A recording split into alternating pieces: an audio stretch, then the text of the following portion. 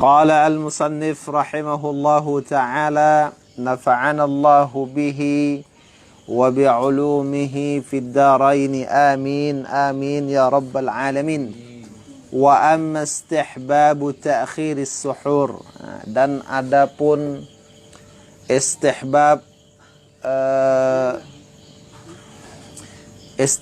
ta'khiris suhur, disukainya mengakhirkan makan sahur, ya.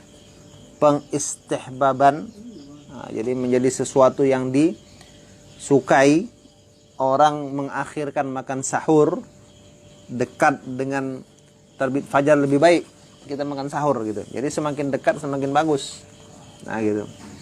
Kalau misalnya subuh itu jam 5, semakin dekat subuh semakin bagus gitu. Makanya Rasul itu kan antara sahur dengan subuh tuh sekitar membaca 50 ayatan, 50 ayat. Nah, sekitar 10 menit. Nah, gitu. Jangan pula jam 8 malam sahur gitu kan.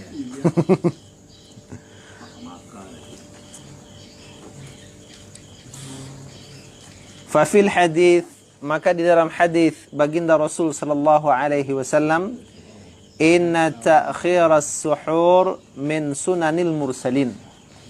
Sesungguhnya mengakhirkan makan sahur itu adalah termasuk dari sunnahnya para Rasul Allah subhanahu wa ta'ala. Artinya kalau kita makan sahur, kita mengikuti sunnah para Rasul.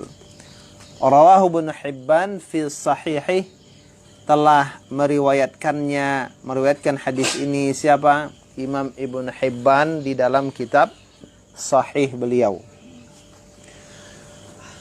Wa fil hadithi aidan, dan di dalam hadis juga ada hadis lain juga menyebutkan annahu alaihi salatu wassalam qal la tazalu ummati bi khairin, senantiasalah umatku itu mendapatkan kebaikan. Nah, jadi kalau kita mau dapat kebaikan, kata Rasul, ma'ajjal fitr, selama mereka mempercepat berbuka, wa akharus suhur, dan memperlambat makan sahur. Jadi kemarin sudah kita bahas bagaimana kriteria dan adab mempercepat berbuka tersebut. Nah, gitu. Kapan dia dijadikan sunnah, kapan dia makruh kalau diakhirkan berbuka. Nah, gitu. Sudah kita bahas, ya. Kemudian selama mereka mengakhirkan makan sahur, rawahu al-Imam Ahmad fi musnadih, diriwayatkan oleh Imam Ahmad dalam kitab musnad beliau.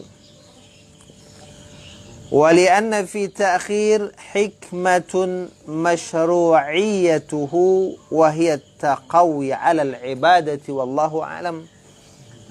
Kenapa sunnah makan sahur? Kenapa disunnahkan? Karena bahwasanya itu pada mengakhirkan makan sahur ada hikmah. Ada hikmah. Mashru'iyyatuhu, hikmah yang disyariatkannya makan sahur tersebut. Apa hikmahnya? Biasanya orang kalau semakin kenyang perut, semakin tenang badan kan tuh, Pak. Semakin nampak mata gitu kan. Wahiyat taqawi, jadi dia menguatkan. Dengan kita memperlambat makan sahur itu akan menguatkan, menjadi kekuatan alal ibadah, di atas beribadah kepada Allah. Jadi enggak macam orang mau mati gitu beribadah. Gitu kan. Kalau sahurnya jam 8 malam, subuh udah mau mati kan gitu kan. Apalagi zuhur.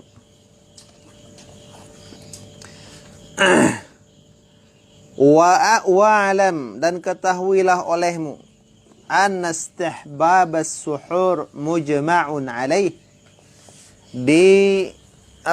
sukainya makan sahur itu adalah disepakati atasnya, kesepakatan ulama. Wa yahsulu biqalilil akli wa bil ma', dan tercapai itu kesunahan makan sahur dengan sedikit makan atau meneguk air. Walaupun cuma seteguk air itu udah dapat sunnah. Sunnah makan tuh. Niatnya sahur. Jadi kalau kita misalnya terbangun 1 menit lagi mau azan, minimal setengkuk air. Kalau orang merokok dia seisap rokok katanya kan. Nah itu. Fi Sahih Ibn Hibban, dalam Sahih Ibn Hibban ada riwayat tasahharu walau bi jar'ati ma'in.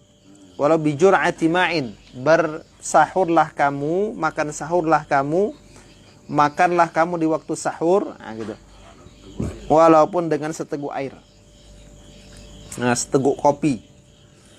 Wa dzakara dzalika Nawawi fi Syarhil Muhadzab, dan telah menyebutkan hal itu siapa? Imam Nawawi dalam kitab Syarah Al-Muhadzab.